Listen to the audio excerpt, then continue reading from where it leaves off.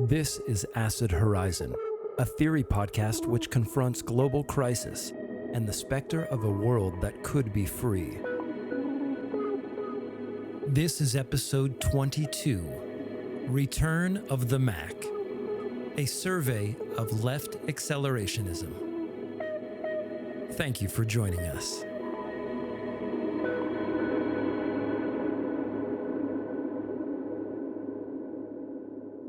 Welcome to Acid Horizon, the theory podcast. Today's show asks the question, what is left accelerationism? We identified a group of texts seen as fundamental to left accelerationism. The first is Karl Marx' Fragment on Machines from Grundrisse. Also, Deleuze and Guattari's Accelerationist Fragment from Anti-Oedipus. Alex Williams and Nick Srnicek's Manifesto for an Accelerationist Politics, as well as Hardt Negri's response to the manifesto. Also, we'll have Mark Fisher's Terminator versus Avatar and Nick Land's Teleoplexy. Of course, there are several more unannounced pieces at work in our understanding of accelerationism, some of which may come up in today's discussion. What I thought I would do is first, let's start with definitions and see if we can generate a collective understanding of what is left accelerationism. I've identified 4 points, and I will start it off. I will put it out there first, and then I will have Matt, Will, and Adam, who are with us today. They will also come in and either critique, support, celebrate what I initially lay out here in these 4 premises. The first I have is the basic premise of any leftist accelerationism is that capitalism has changed since its origin in the industrial era and through its emergence throughout Fordism and other forms of capitalist productivity since that time. It continues to change, and therefore emancipatory prospects also change and must be considered accordingly. Number 2, the objectivity of fixed capital and its relative autonomy in the sphere of capitalist relations simultaneously pose both the biggest obstacle and instigate the most salient opportunities for escape from the capitalist system. In order to understand that premise, we'll need to go into Marx's Fragment on Machines. The third thing I have is Mark Fisher's notion of we're always already being accelerated. Everybody's an accelerationist. Like, what does that mean? And Deleuze and Guattari's notion of the middle or the intermezzo in the rhizome suggests that lines of flight from capital may already be inherent within any given iteration of capitalism. What is required, however, is a new delirium, partial dismantlings, and a reorganization of components, new bodies without organs, to unleash forces repressed by capital. New bodies without organs, they're always being created and they're dying off. But can the left collectively institute those which afford the most enlivening and most sustainable of revolutionary prospects? One which should end up in what would be the sufficient condition for any leftist victory, which is seizing the means of production. And lastly, being a left accelerationist involves first a recognition and acceptance of the previous points. There exists, however, a practical and theoretical set of tendencies which branch off from these premises. Arguably, many of them branch towards reactionary pathways. So with that said, that's my introduction. Who would like to come in first? I think one of the best sort of encapsulations I've ever read of something like left accelerationism was actually from Mark Fisher's Capitalist Realism, which is obviously a text and a figure we talk about all the time here. But as someone who was, very well acquainted with land in particular, I think he has a certain level of authority on that subject. There's a passage in Capitalist Realism where he says, and this is a quote, an effective anti-capitalism must be a rival to capital, not a reaction to it. There can be no return to pre-capitalist territorialities or romantic attachment to the politics of failure. Anti-capitalism must oppose capitalism's globalism with its own authentic universality. And I think that's a nice sort of way of encapsulating what left accelerationist thought seems to take as at its core is firstly the idea there can be no return to pre-capitalist territorialities. So there's this, on the negative side of accelerationism, there's a critique of contemporary or modern left political organization, I suppose. You find this in the Williams' work and Srnicek's work, which we'll talk about in a bit, and most of the rest of it. But the left, in their view, is largely still too attached to these nostalgic sort of forms of organization and political action, which are inadequate to the new situation which we are confronted with. And then on the positive side of that understanding, there's also there's a positive side to it as well, which says we need to build a program which doesn't. It's just this idea of going through capitalism rather than back out of it, right? What can we do with capitalism to reorient it towards the left, I suppose, towards something the left would recognize as a left political program. So that's all I have to say for that, other than I think that Fisher's quote neatly encapsulates a lot of the key parts of left accelerationist thought, the sort of critique of the left, but also the sort of more programmatic element of it as well. So there's, I think what we're coming out of this with is sort of a tripartite sense of the term accelerationism, because there is immediately, in the first sense, a very detached sense of accelerationism as an analysis in which you simply accept that there is not simply a trajectory of capitalist speed, there is a speed, it's accelerating. There's the accelerating progress of technology, of productivity, et cetera, and that's quite a really trivial analysis, but it's still quite core to it. And then in terms of the political aspect of acceleration, there is only really two sort of camps you can be in. Either that capitalism is the emancipatory tendency that is to be accelerated, that is being inhibited by, say, for example, its own political organization and conjectures, or that capitalism produces a tendency which capitalism itself represses. And this is the tendency within capital to accelerate in order to further its destruction. The sense in which, for someone like Land, capitalism and its tying to democracy and liberal and forms of government keeps it back from its true potential as a deterritorializing and, for him, quite a libertarian kind of force. But yes, you're signing for Fisher, there's a tendency within capital that it can't quite recuperate. This inner limit. This is the thing we have to accelerate. We can't let it be covered up by ideology or capitalist realism. We need to do this consciousness-raising effort so we can become conscious of this process and then grasp it in the right moment in order to properly strike. Will, you and I have been talking about how fundamental Marx is to an understanding of the definition of left accelerationism. So maybe you could say a few things about that for your intro comment. In Marx's analysis, both in Grundrisse and in Capital, we sort of get this introduction of the machine as sort of a response to the limitation of labor hours, right? Like the working population was reaching sort of its limit for its capacity to like not revolt, right? And the state sort of jumps in and creates new axioms within which the capitalist class needs to operate. So rather than trying to sap as much time out of the laborer, what the introduction of the machine allows is sort of an increase in intensification of the labor. So labor time becomes sort of more intensified. And I don't know if the state is inherently completely separate from at least that initial manifestation. So I'm excited to jump into this, but like I really do think that we ought to start with Marx and this bit from the Grundrisse, because I think once we have a good understanding of fixed capital, then maybe I can sort of see where people like McKay, Land, and the rest are coming from. What we'll do is we'll put a finer point on what it means to be fixed capital. I think what's important is how fixed capital becomes a kind of objectivity under capitalism. And like, what does it mean for capitalism to change? I mean, of course, on the face of it, we can talk about different ways that things have been produced, just-in-time production, things that we covered in our episode on Hardt Negri earlier on this year. We can go back to that. But I think what Marx identifies is there's been a tendency, not only within capitalism, but in the history of human social productive relations, that starts with the division of labor. I mean, what's the most fundamental division of labor that human beings have experienced? It's basically sexual reproduction, right? On one side, from there, we have an upscaling of productivity of various forms that involves different kinds of division of labor over different historical processes. When it comes to capitalism, however, you get a unique form of division of labor.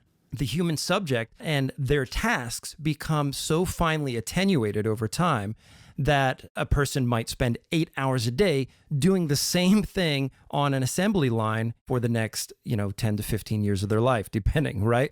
And then what happens is this creates the conditions by which machines can come in and take over and automate and then replace human beings as primary in the productive role. What Marx sees as both a risk and a potential avenue for emancipation is automation. Why? Because it displaces the necessity of human labor to recreate the conditions of our existence. The problem is that it displaces the role of the worker in the production and reproduction of the capitalist system, sometimes putting workers out of jobs, sometimes creating new kinds of jobs, but regardless, automation brings with it a whole new set of exigencies, plus it requires more resources to automate, so it's a bigger drain on available resources. So nonetheless, the primacy of machines as a productive entity in the capitalist milieu gives machines and automation a kind of objective status. One of the consequences of human labor being subordinated to automation is that it can occlude the fact that it was human labor that built the machines to begin with. And also, it is automation that requires interventions of human labor for maintenance and development as you go down the line. And I think this is where the problem begins with acceleration and also its prospects. There's more that I could say. I think there's a really good tie-in here to talking about anti-Oedipus and the body without organs that we could get into. I don't want to go down that road yet, but maybe we can come back to that after you guys say a few more things. Yeah, I think that what we need to see about the manifestation of the machine is that sort of capital, which Marx sometimes ascribes like a self-awareness to, which I guess in a certain sense, some accelerationist texts do that. Capital can sort of orient itself around a new situation and always ensure the creation of relative surplus value, right? But yeah, I think what's interesting, I really like that the drawing the line between sort of the most simple productive relations to now ones that are so obfuscated and complex that it becomes increasingly, and we did this, months ago with Hardt and Negri, and Matt made the point that it becomes increasingly difficult to see where these lines are drawn, right? Because capitalist relations also like intertwines with biopolitical relations and things like that. Yeah, and I think an important point here is to make a distinction between the notion of perception and what does obfuscation mean here? Because this is where we begin the dispute about ideology versus the structure of desire too, because what happens is perceptions do change. The delirium of the worker is impacted by the creation of the machinic edifice of capital. But also what happens is they confront in very real terms the effects of automation, in the sense that, well, now you don't have a job anymore. And also when they go to the market and they see all the things that automation has created too. So I think that that's an important point to bring in. So what Deleuze and Guattari say is that the body without organs of capital produces the true perception of a false movement. The false movement, as I see it, is the presupposition of private property becoming reinstantiated again and again through upscaled, higher order forms of productivity in the form of automation. Their idea of the body without organs isn't reducible to that example, but I think it's a salient one regardless. Yeah, I wanted to quickly add there that this is actually, even setting aside the relationship between Deleuze and Guattari and Marxism, both of these observations are pretty much consistent with most even relatively orthodox Marxist thinking as well, which is why we're talking about Marx and accelerationism.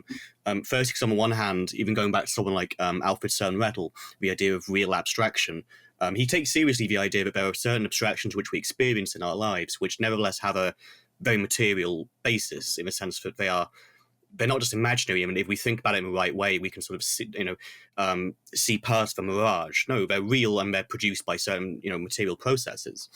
And on the other hand, this I always bring him up, but Georg Lukács, back in 1923, he was also talking about what you can now clearly see, although he didn't have a vocabulary for it at the time. I don't think so. Was essentially about automation and the displacement of manual physical labor by machines themselves, embodied in that machine and sort of accelerated exponentially, and up to the point where the worker becomes almost superficial, and from the perspective of machine, a kind of anomaly within the perfect productive process, which needs to be corrected for and minimized as far as possible. So there's also a through line where Marxist thinkers have also been sort of considering these questions for quite a long time as well. And so it's interesting to me that there's this sort of perspective that this sort of rediscovery of Marx's Fragment on Machines gave us this new view on Marxism and Marx's work. But for me, it's pretty much always been there. Yeah, I absolutely agree. I think that's a fundamental point to make. That every time, we get these invocations of this new reading of Marx, that essentially that's always sort of been at the forefront of Marx's understanding of the capacity of fixed capital within this relation. There's something positive in this, in the sense of, an affirmation of the refusal of work, because these machines, they replace people, and at the same time, there is a sense in which this gives rise to a kind of Floodedism. I don't know how you quite say it, but in the sense of workers identifying with the bare sort of strains of mechanistic work they've already been put into, but they've been replaced by something which stands against them as an alien power in quite a more direct way to their boss, because it shows the inhumanity of it. You can't feel sympathy for this. You can't go to the same church as the factory, as the machine, and it sits in the higher, more upper class seats. This is in a way a more real abstraction, because the machine is the worker, or a constellation of workers doing a similar process, abstracted of all human sensuality and all even self-consciousness.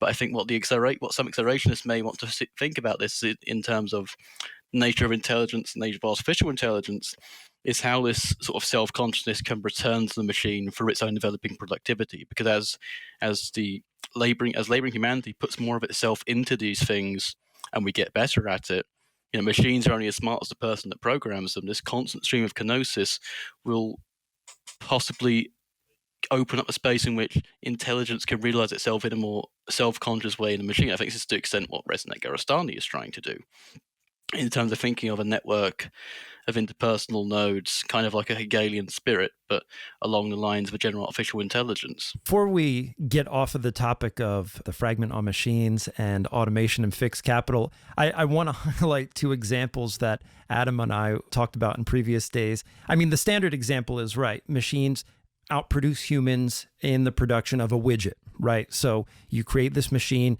it can do things human beings can't, therefore it increases the reserve labor army. However, it does bring some people back in to tend to the machines. But the sort of non-standard example, which shows the ways in which fixed capital manipulates consciousness, I think are really interesting. And I would love to just dive into more examples like these. I'm just not Johnny on the spot to think of so many, but maybe Adam, can you recall the GameStop example that we talked about the other day in TikTok? Yes, the reserve army of labor hours and laborers and the precarious work that we have today sort of finds its exacerbation, its relationship to the machine in this recent competition by which GameStop workers were told to do funny TikTok dances in exchange for what, money? No, more hours. They were essentially, the machine mediates their access to hours given how superfluous they are. They're not at, in the liberating supposed power of the machine. As long as these are privately owned, these turn into techno-feudalism. You simply ask for more hours from your lord to acquire the sustenance, even though, well, it's not exactly true of GameStop. You couldn't have as many copies of Assassin's Creed as you could eat, but in terms of value, it's not too far off. And these just weren't normal hours. This was like Black Friday hours, the most punishing day of the year. And it remained a question as to whether or not they were going to get paid overtime or double time or anything like that. You should be grateful for those hours. Someone else would take them. Right. They will. Yeah. That's how the reserve labor army works. I know, but we keep dancing around the industrial reserve army, the lumpen proletariat, the social scum. but man, like all of this is like begging us to do an episode on Tiqqun. But anyway, like coming attractions, because like man, there's a possibility that the Industrial Reserve Army in Marx is far more complicated than just this handful of sections in Capital. But one point before we move on from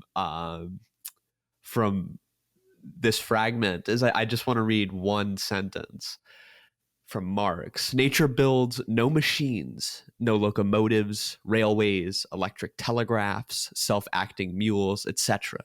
These are products of human industry, natural material transformed into organs of the human will over nature or of human participation in nature. They are organs of the human brain, created by the human hand, the power of knowledge objectified. And I think that's sort of central to the Landian notion of acceleration and sort of how knowledge acquisition processes sort of beget their own expansion and acceleration from the beginning. So, and I'm sure Matthew can give us a decent explanation of what this means hyperstitionally, but I think that that's sort of the center of this fragment. I have to admit, I did find it was overly humanistic, that fragment, and I was reading it, I just thought, Herr Feuerbach, vergeht's dir heute? You know, it's like nature builds no machines. Like, nature builds machines all the time. Right. Like, you know, there is a machinic division of labor and, you know, and ant colonies, much as a beehive. I just think it's overly humanistic to put it in those sorts of terms. I understand that, but I think that when we talk about sort of these, when he says like machines, right, he doesn't like, because a group of workers can constitute a machine, right? That is what the abstraction of labor is. But right, with the whole Nietzschean, like, let's not separate the human world from the industrial world, but that is a ridiculous and sort of synthetic separation. And that's part of the issue too, is that even with this foundation of acceleration, the humanism is actually permeated throughout. And it's even in, and we were talking about this yesterday, it's even sort of in Land's essay that we're going to cover later, but it's extraordinarily present in the MAP. Yeah, and maybe that's what we'll move on to right now. I know, Matt, you were excited about getting into this. What were your initial impressions, given the sort of critique that you have readied against accelerationism? It's interesting because I maybe about a year ago, I was really interested in this sort of line of thinking of left accelerationist thoughts. You know, the Manifesto for Accelerationist Politics, their other later book, Inventing the Future, a number of other texts in this area, both from Fisher and other big figures. And then over time, I just became a little bit more skeptical about this. I think this is about the time when I presented a paper in Huddersfield on Mark Fisher's capitalist realism.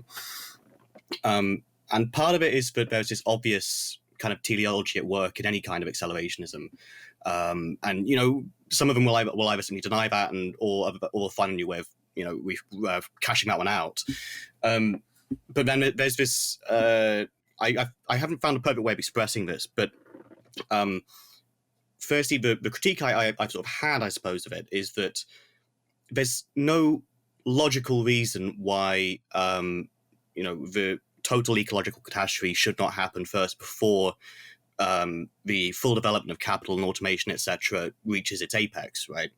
So there's a sort of logical element to it, which, taken in itself, might lead to those developments, but then the real kind of intrudes back in, sort of the thing which capital tries to repress and externalize and so on. But reading through the manifesto again and having a chance to have another look at Inventing the Future, I still think it's a really, really interesting and important perspective on the future of left politics. I sort of pithily tweeted earlier that the only real meaningful ideological debate to be had within left thought really is between accelerationism and communization.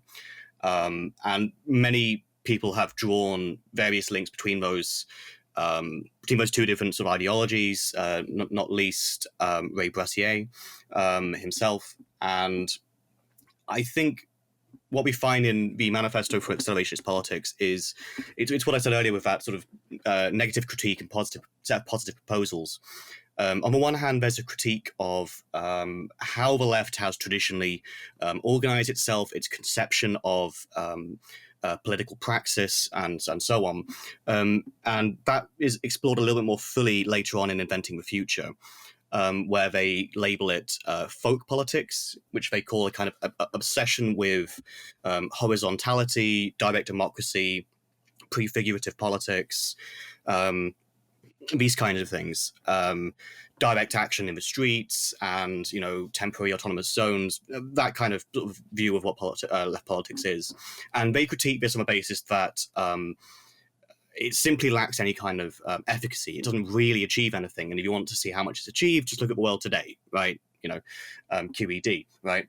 And on the other hand, there's also a positive proposal about the importance of taking what it is that capitalism has developed in terms of the technology available to us, seeing the ways in which it isn't really made use of properly under capitalism, and going through it, trying to find ways of making those platforms, as they call it, work for us rather than against us, I suppose. That's maybe one way of, sort of summarizing in a slightly short way what the text says. I'm a little bit rambly because I've sort of started off with my preconceptions there, I suppose. I still find it a really interesting area to consider, and I think it's perfectly in keeping with one reading of Marxist theory, going back to Marx, through Lenin, through all the others. It's not the only one available to us, but it certainly bears reading and taking seriously, I think. I mean, for one, to go back sort of to the Deleuze and Guattari discussion, the MAP makes the point, which I think needs to be quite reaffirmed all the time for a truly leftist accelerationism, is that we cannot simply dive purely to deterritorialization and think that agent that is about to do that is capitalism, is its purest, because as they say, as Deleuze and Guattari recognized from the very beginning, what capitalists be deterritorializes with one hand, it reterritorializes with the other. This is sort of undermines a very typical reading of this piece, where you think, I mean, they say they want to use the material basis of liberalism, of neoliberalism, for sort of a communist kind of end. But at the same time, they're not trying to take away its reterritorializations. However, you have to think about the sort of reterritorialization of thinking and practical leftist thinking that goes on in modern capitalist states. So I'm thinking mainly of Britain, where these kind of very futuristic leftist ideals, these kind of groups that try to establish a new frontiers on the horizon, they tend, if they want to do what the MAP wants to do, and sort of start a kind of leftist Montpellierin society, they tend to be absorbed into sort of very sort of Fabian sort of style think tank structure. Like, it's weird reading some like articles from ostensibly right-wing Blairite sort of MPs who like talking about Marx all the time, just sort of shit on leftists, but they act like we're the superior Marxists. And eventually, I think you can be re-territorialized into this sort of thing, which you compromise too much for the sake of the possibility of maybe hearing this process possibly heard out maybe one day in Parliament. And then I think you get into sort of the same sort of trap that I think someone like who was like quite wrote quite some interesting stuff on post-capitalism, like Paul Mason did, where he said, and I quote, "If you don't think Keir Starmer is going to advance the class struggle, you don't understand social democracy from a Marxist viewpoint." And I think that's sort of headspace you get into if you try to sort of institutionalize yourself. So I think maybe one of the things that the MAP could have elaborated on a bit more is the possibility of a platform, the possibility of the network in which they would sort of be able to spring themselves about from. It's fair enough they like go against sectarianism, but have they met leftists? Right. I think though that they sort of make that impossible when they say like, we're not here to give a program, right? Like, we don't present any particular organization as the ideal means to embody these vectors. They say that sort of explicitly, and then at the same time, they're sort of begging us to have a sort of technological literacy that can create sort of subversive forms of knowledge, as Negri calls it.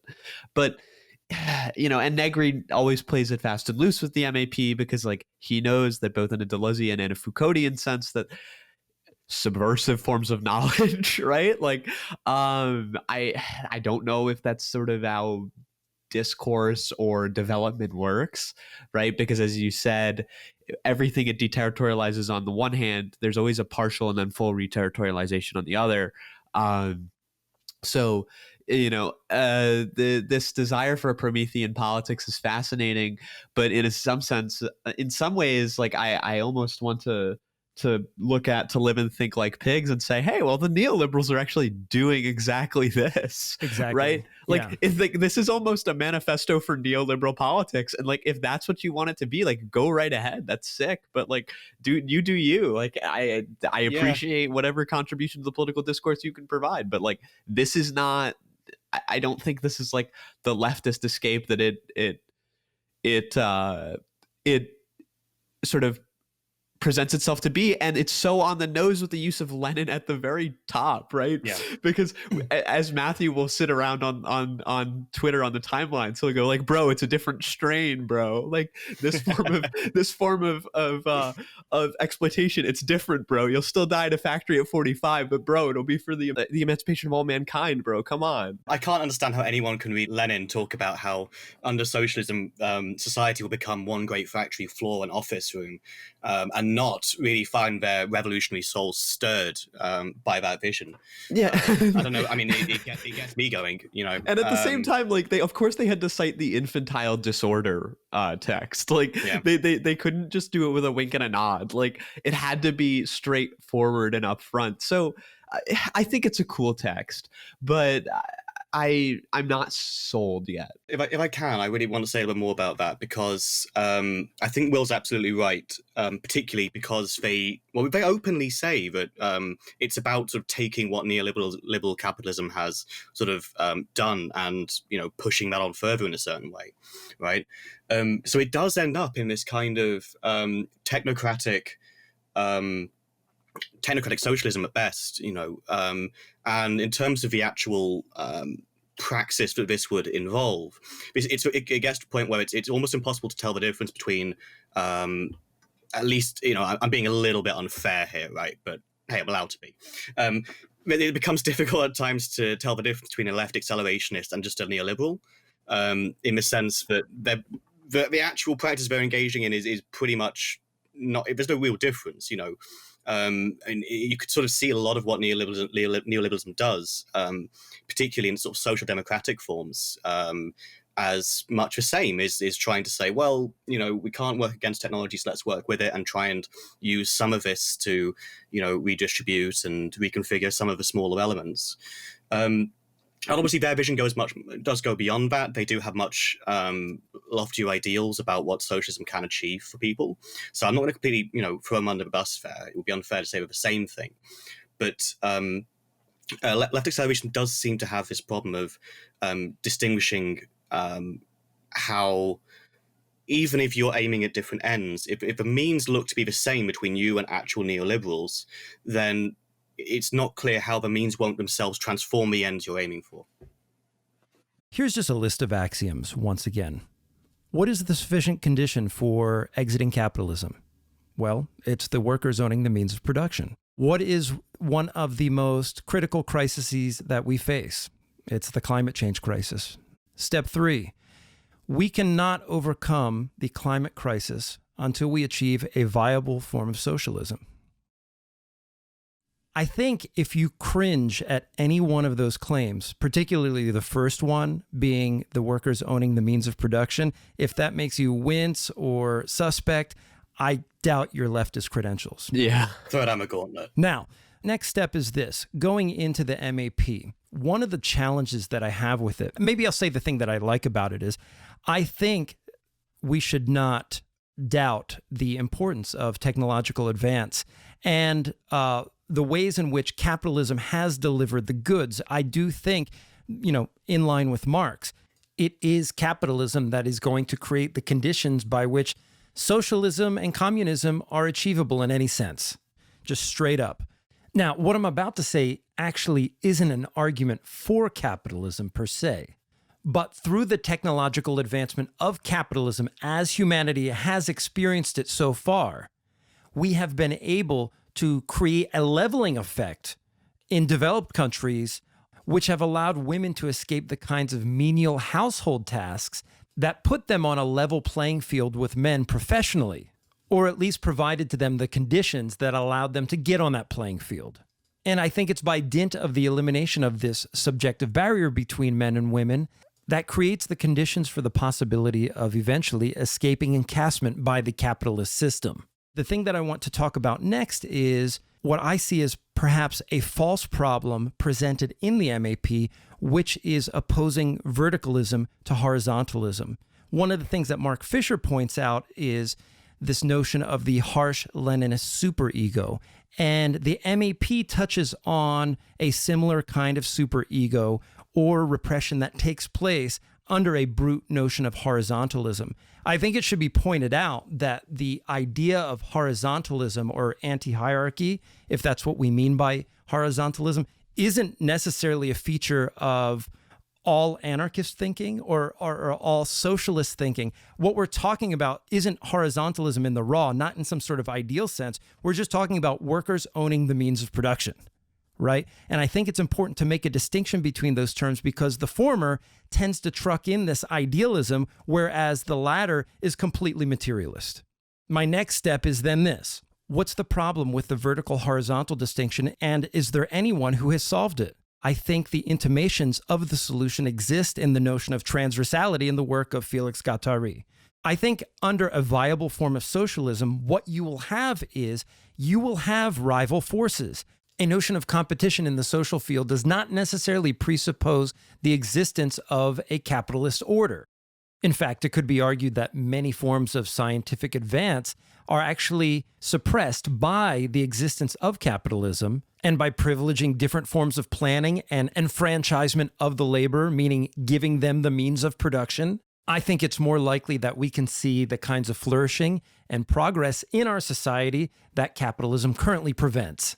And this isn't to say there won't be things like jealousy or envy under socialism. In fact, Friedrich Jameson argues that there actually might be more of that. But I think that any serious socialist would accept that as a consequence of being liberated from the ruling class. There's something about the horizontal-vertical distinction which just doesn't do the work that it intends to do, because even under socialism, there's going to be rival forces between different groups or different groups of laborers, right? The question is, how can we build a kind or quality of interaction between rivals that allows for enlivenment and flourishing of society at large? And I tend to look at the way that Guattari handled his tenure at Laborde Clinic and the kinds of practices that he instituted to make sure that certain kinds of unconscious forces that exist within groups did not ultimately enable their destruction in the end. And without going into a whole lecture on transversality, I think, and this is something we should come back to at some point, one of the important things to understand is that the notion of transversality is a plastic one. There are moments of centralization and there are moments of decentralization. There are moments at which expertise should dominate, and then there's moments where direct democracy should come in. Ultimately, the guiding axiom isn't expedience or it isn't acceleration, it's desire itself and repression. And what's a little bit worrying to me, or a little bit suspect within the MAP, is that it places an emphasis on verticality and opposes it to horizontality in a way that I inherently don't trust. To me, what seems more important as a leftist is our ability to collectively enunciate desire rather than to accelerate or make more expedient the functions of desire. Yeah, I completely agree. And I think one of the problems is that in their critique of what they call later folk politics, or at this point they don't have quite the word for it, it's very easy to say, what have you achieved? What have you brought down governments? Have you, destroyed capitalism yet? Or are you still trying, right? It's very easy to say that, but they end up completely detached from the real movement out there. That if you want to know who is actually out there trying to oppose capitalism, if you can't stick any longer to this old analysis of which, the orthodox Marx analysis, in my view, you need to look at the new social movements in particular, Occupy movements. You need to look at all these different things, because this is where you see actual politics being done. And it's interesting if you take that perspective. If you read back through parts of the Manifesto, they say, quote, "We believe the most important division in today's left between those that hold to folk." Oh, no, they do have a word for it now. Great. I was mistaken. "To a folk politics of localism, direct action, and relentless horizontalism, and those that outline what must be called an accelerationist politics at ease with a modernity of abstraction, complexity, globality, and technology." It's interesting reading that, because I suspect, and again, I'm trying not to be pithy or unfair on the authors here, because I think it's a great work.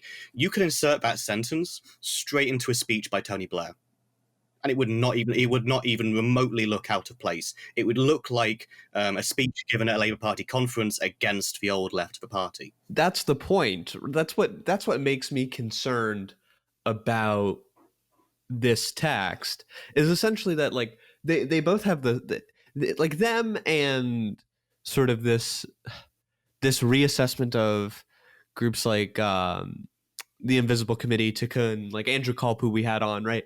They too advocate for sort of a secret, a shift away from the obsessional disposition towards horizontal constructions, but it's done in a very different way, right? So I want to kind of remind everybody of a moment, and this is not a program, where the authors of the collective sort of say that if we look at Italy in 1977 and we look at May 1968, right, the reason why Italy in 1977 is different and why the focus ought to be there is because it was specifically a threat to the order of the time. Right. So what Matt exposes here is that actually an accelerationist left politics runs the risk of actually not being a threat at all. Right. The fact that it can simply just be traced over a Blairite speech. Right.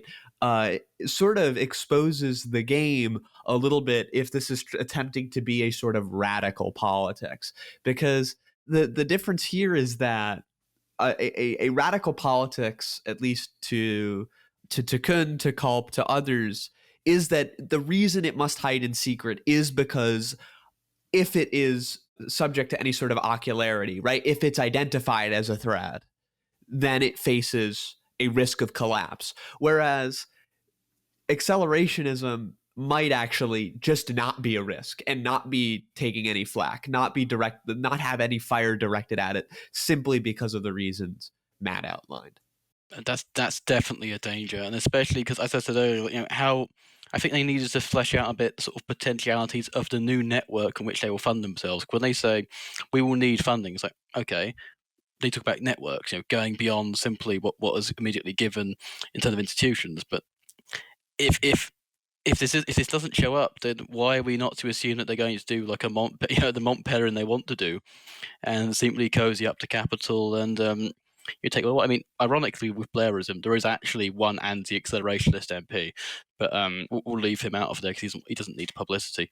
But but there is this sense of which it does feel like you're cozying up to Capital, and essentially it does feel a bit like some of the arguments that I hear a lot in terms of the true Marxist credentials of the Communist Party of China, because the argument seems to be at its basis is this: well, this gargantuan behemoth of capital is going in this direction, whether we like it or not. Who would you rather have driving it?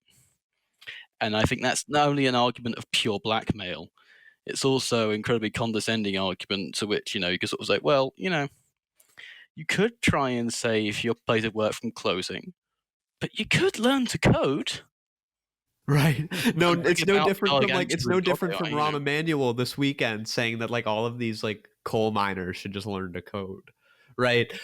In fact, these political institutions that assert sort of an alignment with working class interests, actually the best that they can do is say it's all collapsing anyway. You might as well fold in. Yeah. And I don't want to, rag on what they're saying too much, and I especially don't want to assume bad faith, because I've got enormous respect for both of the authors who produced this. Yeah. I still think it's really important to think this through. I mean, the idea of getting out of capitalism by going through it, That if the central problem that left accelerationism poses is how do we get out of capitalism, right? Do we go through it, as they would suggest, and as Marx suggests to a certain extent? Yes, but only partially. There's a lot of debate about that because this was the Fragment of Machines is from the Grundrisse, and that was only really the workings out of what later became Capital, and in Capital it looks a little bit different. So that's an open question, actually. It's not inconsistent necessarily, but it's not the only way of reading Marx. What was I saying? So I'm not assuming bad faith at all, but I think there nevertheless is there's a sense in which what sort of initially appears as a deeply radical project of trying to go so far beyond capitalism that capitalism itself kind of collapses out of its own redundancy, ends up looking, in a final analysis, a little bit more like a sort of technocratic social democratic system, and we'll change it so that there's still verticality, but it's less, like it's not like it is right now. Maybe there's about networks and things like that, and that's fine, But it ends up looking like how do we reform capital towards the proper ends, which is the cornerstone of any kind of social democratic party ever, really. So I'm not like dunking on them or anything like that. I mean, I love their work. I want to hear more from them in the future. But I think this is something that left accelerationists do need to work out a little bit more, is where does the radicalism lie in the sense of challenging the power of capital over our lives? And maybe that brings me back into a kind of, disgusting humanism or whatever. But yeah, which you keep taking flack for. I keep owning up to it and getting flack for it, but whatever. I think we should go on sort of a Foucauldian line on this and say this is not a bad analysis at all. There is just parts of it which, in their undeveloped state, can be kind of dangerous to the sort of direction you want to take leftism in. Yeah. No, exactly. And that's part of my issue with this idea of, again, like what I was talking about with this assumption of a subversive knowledge. I mean, that's a ridiculously dangerous assumption to have. And while I think like the MAP is probably one of the most interesting, because look, there haven't been a ton of there really hasn't been a ton of left discourse that's been fresh and new since May 1968, right? This is really what we're dealing with right now. And you summed it up well when you said that the only real debate to be had currently is the one between accelerationists. But there is this one notion in Marx that I between think accelerationist and communization. Yeah, communization and acceleration. Because Marx talks about maturing contradictions and antagonisms, right? That in fact, that's what's being accelerated, right? The acceleration of the concentration of capital is fundamental to its collapse, right? That's so different from the kind of acceleration that we get from the MAP. So when Fisher says Marxism isn't anything if it's not accelerationist in Terminator versus Avatar, I think it's a different breed of acceleration in capital, right? The quote here is on 635 on the chapter Machinery and Large Scale Industry, where he writes, the processes of production mature the contradictions and antagonisms of the capitalist form of that process, and therefore ripens both the elements for forming a new society and the forces tending towards the overthrow of the old one. And then he cites the Manifesto, which says that the capitalist class creates nothing but its own gravediggers. And to me, this is sort of an eschatology, a political eschatology, or just a thirst for collapse coming out of. There's a way of interpreting that, I think, through the accelerationist frame, and this is what I appreciate about Williams and Srnicek's work here, is I think it's a challenge to think acceleration, like Matt said, without thinking telos. The question remains for me, is any amount of speed or navigational capacity ever going to get you to the exit? And then here's another question. Is there a minimum amount of acceleration that actually gets you to the conditions by which you can transcend capitalism? And if there are, have we already passed it? How do we know when we've gone past it? How do we know when it's time to go through the exit? What will be the indicators? What will intimate that possibility to us? I think that in any event, if there is a possibility of escaping the capitalist system, the underlying suggestion is that those possibilities will be presented to us through the capitalist system. And there's another really big question that I have about the project of emancipation, of rolling back the effects of climate change and so forth. We need to consider that the system that we have created under capitalism accelerates the flow of capital on capital's terms. So to reverse that, or to create a viable form of socialism, what does that entail? Does that entail actually collapsing portions of the capitalist architecture, a massive reconfiguration of the components of the capitalist system into a newfangled socialist system? I mean, there are processes and operators within the capitalist system that are just completely destructive in and of themselves. I mean, one of the consequences of exploiting cheap labor in certain parts of the world has entailed the necessity to transport those goods very long distances. And producing goods in this manner has had a negative impact on our environment. And more than a fair portion of the expenditure under the capitalist system involves maintaining systems like these, which consistently produce negative externalities in the form of climate change and so on. So to me, it stands to reason if we're going to do things that are going to roll back climate change, it's going to involve a massive collapse or involution of capitalist productive processes. So in the end, my final question is, if we are going to accelerate, what does that mean? Does that mean creating and enhancing and enlivening processes under the extant system of capitalism? Or does it mean coming to terms with the fact that some of these processes that have been said to accelerate our system actually need to be destroyed in order for us to survive? I mean, I guess it depends what you want from a post-capitalism, because I sort of read sort of the enhancement of contradictions and antagonisms not simply as making the collapse of capitalism or its destruction possible, but in a way making it easier, because contradictions in the dialectical sense are a network of interdependence, and interdependence of things through their mutual differentiation through the process of contradiction. And sort of the higher sort of division of labor, sort of the strengthening of the contradiction in the case of the machine. And in this sense, it becomes easier. And Marx admits this when he says, the interruption of the machine is actually the interruption of capital itself. It's the interruption of fixed capital. It's the interruption not simply of production, but of the production of production, where the reproductive mechanisms of capitalism actually become even more machinic.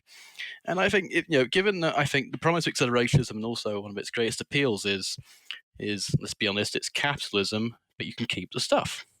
I mean, Mark Fisher says this in Terminator versus Avatar. Who wants to go back to the farms? Everyone go.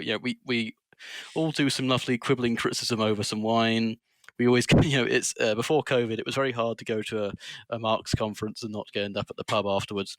I think the intensification of contradictions here is really sort of building up the system of interdependencies on machinic processes such that their interruption becomes even more catastrophic. And this has been shown in the COVID crisis to an extent, because, in places like Britain, and especially places like Britain, which mainly runs on the hot air of speculative finance, this is so machinic and so run on faith that if the merest interruption in the face of COVID, and everything bloody imploded. I mean, people were being recruited on the end, just spinning out the same cycles of capital again and again via recruitment for recruitment for recruitment, to teach algorithms, to do coding, to blah, blah, blah. And at the end of it, all it took was not moving for 5 minutes. The machine stopped for 5 minutes and everyone completely blew a gasket. I think the entirety of contradictions may not necessarily immanentize the death of capitalism, but definitely makes it easier to the point at which you think it takes a lot less force than we may need. And then, of course, the attendant challenge is, all right, the machines are stopped. How is it to start new machines? What do we come back to? We come back to the already existing architecture. So we have to start within the context with which we're already immersed to and that's Lenin's any change. entire that's Lenin's entire point, though, right? Like that is the position from which Lenin begins his analysis and critique of left communism. So, in a certain sense, yes, but I also then it sort of shows the awareness of the accelerationist project to the point where they're willing to start from that basis. I think shows a sort of robustness to the project. But whatever. I think that's something that socialists, anarchists, communists can really learn from. I think the big takeaway from Mark Fisher and Land and Williams and Srnicek here is this possibility of evacuating, what Fisher calls the harsh Leninist superego. I think by developing an awareness like, look, here are the conditions that we're in. This is the situation. This is what the middle looks like. What is the next order of action? And this is one of the problems with internet politics. People can wave their flags and their alphabet soup, like Culp says, all day long. Yeah. But none of it pushes back against any of it until it takes inventory of the situation and begins planning and begins praxis from that point. Well, I mean, I think part of the way that you can sort of, and I'm sorry that I'm going to do this, Adam, but I have to. One way you can look at the difference between focusing on these sorts of these politics of identification, right? Like I am a Trotskyist, I am Marxist Leninist, and the sort of politics of leading a double life that we see in Culp is you could just compare the final analyses of like a book like Dark Deleuze and then a book like Kill All Normies, right? And I know Adam's not going to like sigh, but right. The difference here is that there's, yeah, there it is that at least with Culp, you get a sort of an understanding of what the project looks like. And that's why I'm like supreme. I know I've been bothering you guys with like Culp essays here and there, but at least in his sort of Deleuze-Guattarian framework, you get this sort of capacity for fused groups that you don't get in this sort of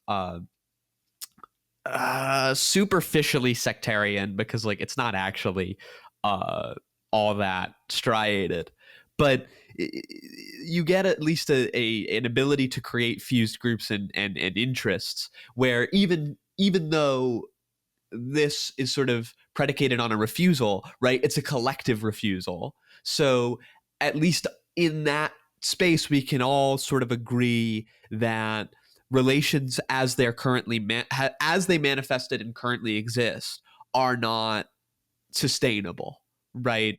Whereas with the projects based in sort of fighting out these minute differences, stay within that realm of not the present conditions, right? But step 1 million. That's it, and that's precisely it. That's what philosophy is at base. It is an activity of refusal. It's one of a refusal of base presuppositions, even those which inhabit the identities which we choose and ascribe to ourselves. Yeah, like Heidegger right? with Aristotle and Plato, right? So, yeah. I don't know if this is moving us on or not, but I feel like although I've said there's a lot of important work going on in accelerationist thought that the left needs to take seriously, and including in the MAP, I haven't really spelled out what the central challenge posed by it is. And I think the famous quote by Deleuze and Guattari, if I bring it up now, is maybe a good way of shifting over to that discussion, I suppose. And it's where in Anti-Oedipus they say, which is the revolutionary path? Is there one? To withdraw from a world market, as Samir Admin advises third world countries to do, in a curious revival of the fascist economic solution? Or might it be to go in the opposite direction, to go still further, that is, in a movement of the market of decoding and deterritorialization? And, most probably familiar with that quote to finish off anyway. But that's really the challenge that accelerationism as a sort of school of thought poses to anyone on the left, I think, which is how do we rise to the other challenge, right? Like, if are these the two options, and if so, how do we navigate that? And if not, what do the other options look like? And so I think it is worth the left really taking this seriously, because it's an important one. Like, what do our politics look like? What is the future we want? Is it what Fisher calls, the return to the fields or something, or is it, fully automated luxury space communism, or actually, is this a false dichotomy? Right? Are we being forced to choose between a binary choice here, which itself is a false a false one. Under fully automated luxury space communism, you could probably rent out a biodome that allows you to live a pretty decent harvest yield on ever your feudalist fantasies. But Space Airbnb, yeah. yeah, essentially. I mean, you could do a whole silent running kind of deal, but a bit more optimistic. But yeah, in terms of so I guess my final thoughts on accelerationism, I guess, is that I kind of see on an ontological level, death is a kind of acceleration, and capitalism death will need to be an acceleration of sorts, because the acceleration, sort of the rapid change in the state of things and the identity of things as need to reconfigure something such that it can die, its identity could die, is destructive plasticity. So destructive plasticity is simply the means by which the acceleration of the disharmonizing of something's elements to keep it going, what Spinoza called its conatus, its endeavor, lead upon it to die. Now, insofar as capitalism exists, there must be a point of destructive plasticity, something within it that can be accelerated to bring its own demise about. I don't think capitalism itself can accelerate this, because it is itself a kind of destructive plasticity in the way it sort of accelerates the demise of the world around it. But I think where we sort of have some hope for acceleration here is the acceleration of that which is honestly fleeting in our daily experience of capitalism and our social experience of capitalism, which is its immense ability to fail. Its immense ability to it always recuperates itself, but there is always a glimpse of its absolute failure to respond to the crises of our age. It just because it continues to exist does not mean it is actually working with them. It's stubbornness. It's entirely stubborn in its identity. And that's why I think something like I don't want to say acid communism, but I want to say post-capitalist desires, the consciousness raising that you get with Mark Fisher is so important to this. Because the consciousness raising of Mark Fisher is an attempt to grab onto this fleeting failure before, the supine dogs of the media can really recuperate it for you and feed it back to you. And it actually sort of tries to build up this consciousness raising process of, no, the totality is here. We will show you the totality. You can experience it yourself, and you can understand yourself as liberated from these organizations imposed on you by the capitalist order. And then when we have this sort of consciousness, we can then actually bring ourselves to challenge it. And not only that, to imagine it in a different way. Because capitalism gives us our imagination. And yet it will never give us the full picture. In the same way that, in a job center, you'll be given all these forms. You won't be given the nature of why you're there in the first place. I think it's this accelerative tendency of education, which I think can probably be the accelerative tendency in which we actually accelerate our own understanding of capitalism and our own capacities to act against it, and then forth trigger this ontological reserve of destructive plasticity underneath it to finally blow the fucker up. And I think this is why it's important to accentuate the need for an acid communism, a hallucinatory, effective difference from what capitalism is already imposing upon us every day. I think Mark was very right to hit upon that. What does that mean? I mean, it doesn't mean that we turn to hard drugs. In fact, he advises against that. But what it does mean is being able to foster, like you said, not individual sort of paroxysms, but instead this sort of collective affectivity and mobilization of a different kind of desire that is unable to be recuperated by capitalism, and then almost like a kind of dream therapy in a way, being able to experience ourselves collectively outside the already existing configuration of components that capitalism gives to us every day, that the world just gives to us every day. But like a dream, we have this break with the limit whereby the components are seen in these unusual and weird and often, I'm not going to say eerie, but definitely a kind of weird and unfamiliar reconfiguration of themselves, to the point that it strikes us with a new kind of desire, because that, I think, is the sort of starting point of any revolution, is this enunciation of a repressed or burgeoning form of desire. And I think this form of desire that I'm talking about involves achieving a connection or a communication with our collective Socratic daimon. And what I mean by that is there is this possibility that through the creation of class consciousness, we can articulate a collective no, which is to say that there are conditions that we will not tolerate anymore. Because the vision that I was able to see in having this limit experience, this collective ecstatic limit experience, was so compelling, we're not going back. And that's what Deleuze's May 68 did not take place is all about. It's that the populace and society at large was able to experience themselves in such a way that they would not go back to previously offered standards. Now, granted, in many respects, 68 was not a success, but it was a success insofar as it did create such a standard. The central problem that that accelerationist thought is trying to grasp hold of, particularly in its left accelerationist form, and this is the one that Williams and Srnicek are trying to grapple with. And there's a passage in Eclipse and Reemergence of the Communist Movement by Gilles Dauvet, where he says, superficial critics of capitalism would like to get rid of its bad side, cars, banks, cops, while developing the good side, cycling lanes, schools, hospitals. Similarly, though many primitivists would certainly appreciate the harmony of nature enjoyed by the Native Americans, few would tolerate living under the domination of patriarchy and myth. While the North American potlatch happened in a non-market environment, it went along with hierarchy and power. And anyway, there is no going back. We cannot reenact the past. And that's sort of the conundrum I think they're trying to face, right, is how to understand capitalism and sort of what is it that could actually oppose it without being simply a conservative and reactionary force. Adam, want to finish it off? Well, I mean, just to recap, I mean, as much as accelerationism is itself a floating signifier established in its own sort of separate discourse by the very fact we had a reader of it that didn't actually, contain as many accelerationisms as there were writers. I think a sort of a lesson of accelerationism is, especially for any left accelerationism, it's the primacy of the practical. As Mark Fisher says, some people want Nietzsche in the same way they want a cheeseburger.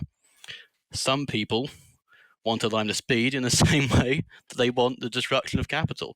And as Srnicek and Williams both put it forward, and this land got horrifically wrong, to which the consequences of we are still suffering, you should not confuse acceleration with speed. You cannot snort liberation. I guess that's the episode. That has to be the title of the episode. That has to be the title of the episode, I think.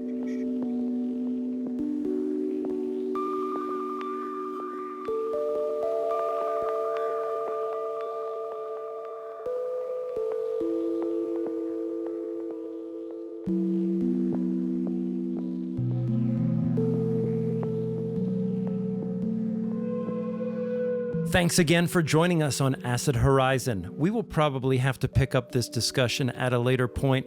We did not get to go into very deeply some of the texts that we mentioned at the beginning. So who knows? Maybe that will be some Patreon exclusive content in the near future. In the meantime, find us on Twitter to continue the discussion, or find us on Patreon to get access to a few months worth of exclusive content for as little as $1 a month. Also, there's some other goodies inside there too. Some upcoming episodes will be a review of the newly released book on Simondon, translated by Taylor Adkins. Also, I'm going to try to convince the guys to do a reading of Fondane's Existentialism. Let's see if we can do that. Some other episode ideas coming at us soon. In the meantime, take care.